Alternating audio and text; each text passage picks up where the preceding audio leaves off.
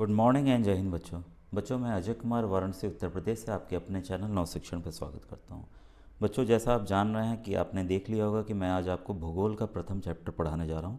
लेकिन इसके पूर्व मैं आपको एक बहुत इंपॉर्टेंट चीज़ बताने जा रहा हूं कि आप देखिए कि प्रश्न आखिर कैसे बनते हैं। इसी देखिए पहले पार्ट से मैं बताऊँगा कि प्रश्न कैसे आ रहे हैं, चाहे वो यशस्वी हो चाहे श्रेष्ठा हो। कई बार बच्चों मैंने बताया हुआ है कि जो परीक्षा संस्था जो है इन दोनों परीक्षाओं के लिए, ठीक है, चाहे वो यशस्वी हो, ठीक है, चाहे वो यशस्वी हो चाहे वो श्रेष्ठा हो, दोनों की जो परीक्षा संस्था है वो बच्चों सेम है, जो कि है एनटीए। एनटीए ही दोनों का, नेशनल टेस्टिंग एजेंसी ही दोनों की परीक्षा लेती है। बच्चों श्रेष्ठा का पेपर मेरे पास है, ये देखिए आप इसमें ध्यान दीजिएगा कि श्रेष्ठा का जो पैटर्न है, सिलेबस मैंने दोनों के बताए हुए हैं, फिर से मैं अलग से एक वीडियो बना के डाल दूंगा। श्रेष्ठा का जो पैटर्न है सेम बच्चों यशस्वी का पैटर्न है। यशस्वी क्योंकि कंप्यूटर बेस्ड टेस्ट होता है, यानी कि सीबीटी होता है, कंप्यूटर के जरिए होता है, तो इसके प्रश्न पत्र अलग से अवेलेबल हुए हैं, ठीक है। तो पूरे नहीं हुए इसलिए मैं उसके क्वेश्चंस अभी आपको नहीं दिखा पाऊंगा, लेकिन आप जुड़े रहेंगे तो उसके क्वेश्चंस भी मैं आपको दिखाऊंगा किस तरह के क्वेश्चंस आते हैं। जैसा आप विश्वास कीजिए, मैंने जो व्हाट्सएप ग्रुप बनाया हुआ है उसमें मैं चीज़ों को जो भेज रहा हूँ बता रहा हूँ, अगर आप उसके तहत तैयारी करते हैं बच्चों तो 400 में से आपके 400 कन्फर्म आएंगे। अगर आप पूरा मन लगा के तैयारी करते हैं जैसा मैं बताता हूँ तो आपके पूरे के पूरे नंबर आ रहे हैं। और सिलेक्शन बच्चों बहुत मुश्किल नहीं है, मैंने बच्चों का भी एक दिन उसका भी वीडियो बना देता हूँ, 40% पे भी सिलेक्शन हुआ है बच्चों का, ठीक है। तो इसके लिए आप परेशान मत होइए कि होगा क्या, क्योंकि ये पिछली बार से परीक्षा स्टार्ट हुई है, ठीक है। तो अभी बच्चों यूट्यूब पर कोई भी पढ़ाने वाला नहीं है, जिस तरीके से मैं बता रहा हूँ कोई भी यूट्यूब पे पढ़ाने वाला इस वक्त नहीं है। सब चीज़ें बच्चों मैं आपको फ्री में बता रहा हूँ, और सब चीज़ें मेरी जो है यूट्यूब पे सब कुछ फ्री रहेंगी बच्चों, ठीक है। आइए आज देखिए, मैं चैप्टर आपको बस ये बता दे रहा हूँ कि क्वेश्चंस कैसे आए हैं, वैसे ही आपके एसएसपी में भी आएंगे। श्रेष्ठा का है ये क्वेश्चन, अभी आप ध्यान रखिएगा, अभी तुरंत इसी पहला पेज जैसे मैं पढ़ाऊँगा वैसे आपको क्लियर हो जाएगा। ये देखिए, which of the following factors make any substance a resource, मतलब निम्नलिखित में से कौन सी बात किसी चीज़ को संसाधन बनाती है। क्वांटिटी, वैल्यू, ब्रांड या प्राइस, मात्रा, ब्रांड, मूल्य या कीमत। आंसर आपको बेशक दिख रहा होगा, लेकिन जब आप आंसर के बिना देखेंगे तो आपको बच्चों कन्फ्यूज़न होगा कि आखिर इसका आंसर है क्या। क्योंकि आप अगर आप जो बुक से पढ़ा रहा हूँ मैं, आप नहीं पढ़ेंगे, ये एनसीईआरटी की बुक है, तब तक आपकी बच्चों तैयारी पूरी नहीं हो पाएगी, क्योंकि क्वेश्चन से ही सेम नहीं आएंगे, इसी तरह बदल के दूसरे आएंगे।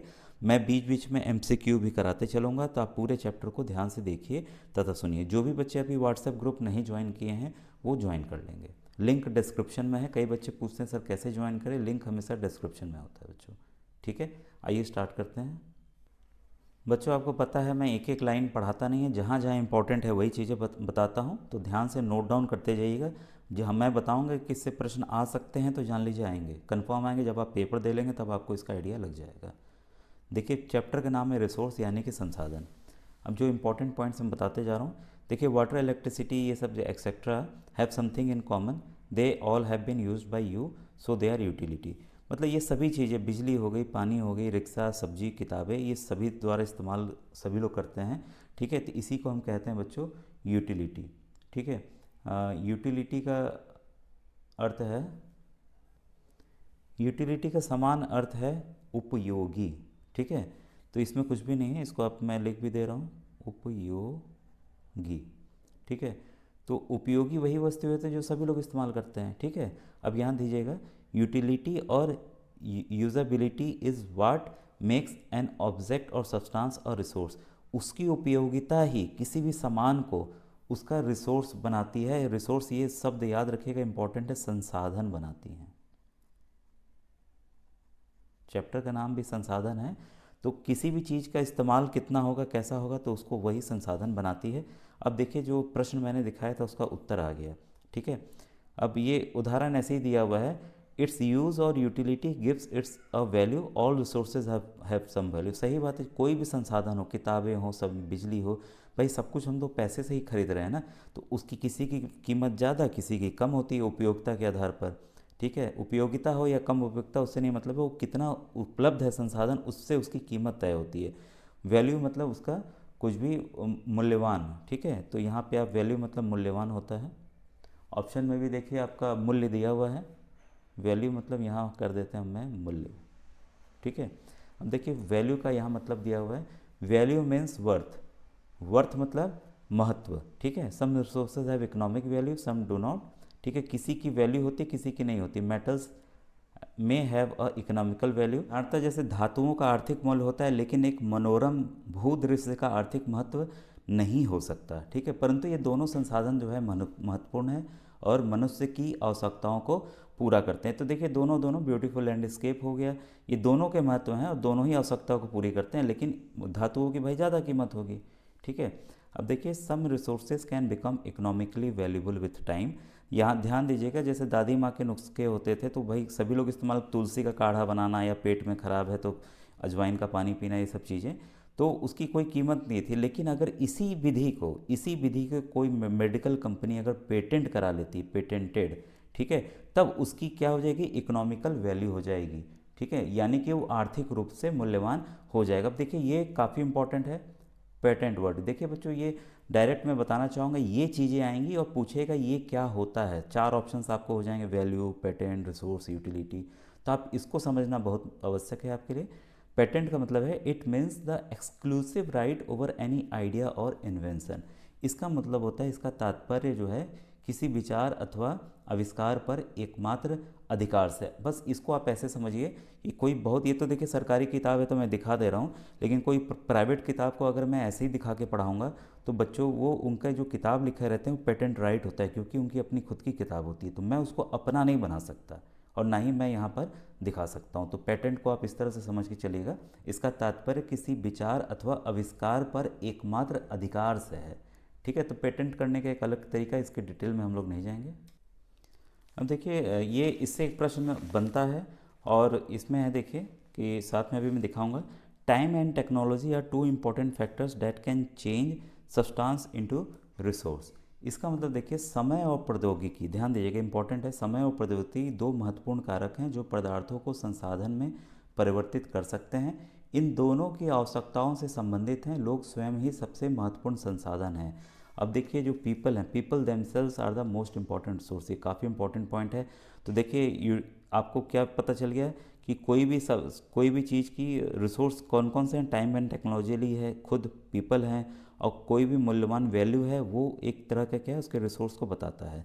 अब टेक्नोलॉजी क्या है, देखिए इसके डेफिनेशन से डायरेक्ट आएंगे, ये चीज़ आएगी और ये चीज़ पूछा जाएगा, ध्यान दीजिएगा, इसको आप समझ लीजिए। It is the application of latest knowledge and skill in doing और मेकिंग थिंग्स। इसका मतलब है किसी कौशल करने अथवा वस्तु बनाने में नवीनतम ज्ञान का अनुप्रयोग जो है प्रौद्योगिकी कहलाता है। तो टेक्नोलॉजी का हिंदी वर्ड है बच्चों प्रौद्योगिकी, ठीक है। तो इसको आपने नोट डाउन कर लिया होगा। अब हम आगे बढ़ें, देखिए ये इंपॉर्टेंट है, टाइप्स ऑफ रिसोर्स, रिसोर्स कितने तरह के होते हैं। Resources are generally classified into natural, human made and human. तो देखिए ये पूछेगा कि कितने भाग में, कौन सा भाग नहीं है संसाधन जिसमें ना बटाओ, तो ये 3 चीज़ें होंगी, चौथी चीज़ नहीं होगी। तो इसको आप याद कर लीजिएगा। नेचुरल मतलब जो होते हैं प्राकृतिक, ठीक है, ह्यूमन मेड यानी कि मानव निर्मित, और चौथा जो है वो ह्यूमन। तो इसमें में ही ये रिसोर्स हमारा वर्गीकृत। अब देखिए नेचुरल क्या क्या आते हैं ये मैं चीज़ें बता रहा हूँ। अब देखिए क्वेश्चन नंबर 51 पे आते हैं। देखिए साफ साफ यहाँ दिया हुआ, आपको समझ में आ गया होगा मैं क्यों पढ़ा रहा हूँ, क्योंकि ये आपके अपने स्कूल के बोर्ड के किताबों में ये चीज़ नहीं दी हुई है लाइन टू लाइन, क्योंकि इन्होंने इसी किताब के लाइन से उठाया बच्चों, ठीक है। Which of the following factors makes any substance और रिसोर्स। अब यहाँ देखिए क्वांटिटी है, ब्रांड है, प्राइस है, वैल्यू, अभी हमने जस्ट देखा वैल्यू, और क्या ऑप्शंस हो सकते थे उसकी, यूटिलिटी, टाइम एंड टेक्नोलॉजी और पीपल खुद, ठीक है। तो ये फैक्टर्स हैं जो किसी भी सब्सटेंस को रिसोर्स बनाते हैं। अभी आगे हम डिटेल में पढ़ेंगे कि कैसे बनाते हैं, उसका क्या महत्व था। तो यहाँ आपका आंसर क्या हो गया, मूल्य हो गया, ठीक है। तो ये क्वेश्चन आप समझ में आया कि कैसे क्वेश्चंस बने। अभी जैसे मैं बता रहा हूँ वैसे ही आप नोट डाउन भी करते जाइएगा। इसके बच्चों डेफिनेशन से ही प्रश्न बन, जहाँ जहाँ नीला है जान लीजिए वो इम्पोर्टेंट है। सिंपल ही प्रश्न आएगा, आसानी आएगा, लेकिन आएगा, बस आपको कंफ्यूज नहीं होना है। कई बच्चे छोटी चीज़ों से कंफ्यूज भी हो जाते हैं, तो इसलिए मैं बताऊंगा कि आप इस पर भी ध्यान दीजिए। Resources that are drawn from nature and used without much modification are called natural resource. इसका मतलब जो संसाधन प्रकृति से प्राप्त होते हैं और अधिक संशोधन के बिना उपयोग में लाए जा सकते हैं, प्राकृतिक संसाधन कहलाते हैं, ठीक है। अब देखिए इससे ही एक एमसीक्यू बन रहा है, मैं आपको दिखा दूं। और ये क्वेश्चंस आएंगे बच्चों, ध्यान रखिएगा, इसी तरह के प्रश्न आएंगे। तो बहुत मैंने मेहनत करके ये सब चीज़ें नोट की हैं, अलग से बनाए क्वेश्चंस आपके लिए अलग अलग। देखिए ये साफ साफ दिख रहा होगा, resources drawn from nature and used without much modification are called, वही सब चीज़ें। अब आप ऑप्शंस देखिए कंफ्यूज होना शुरू हो जाएंगे आप। Human made resource, cultural resource, natural resource, none of this. जब आप ऑप्शन देखते हैं, अभी तो मैं आंसर आपको दिखा दिया था, आंसर आपको दिख गया था। जब ऑप्शन आपको दिखते हैं तो हमेशा बच्चों कन्फ्यूजन हो ही जाता है, ठीक है।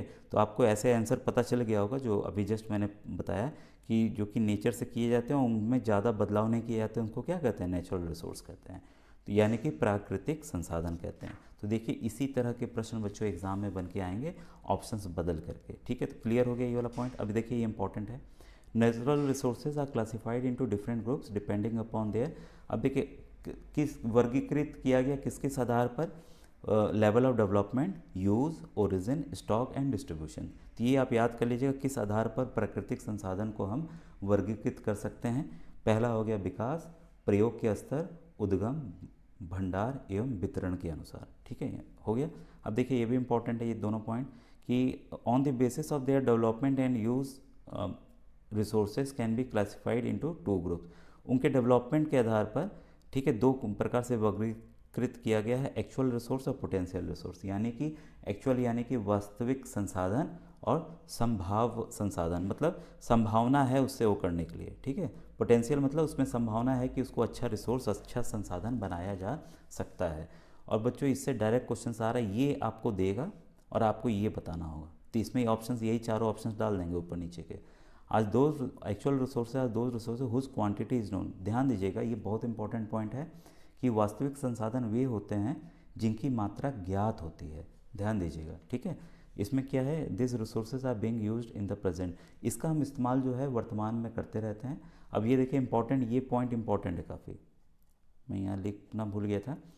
अब देखिए पूछा जाता है कि ये पूछ लेगा क्वेश्चन में कि जो जर्मनी का रूर प्रदेश है या रूर रीजन है वो किसके लिए प्रसिद्ध है, तो आपको बताना होगा कोयले के लिए, ठीक है।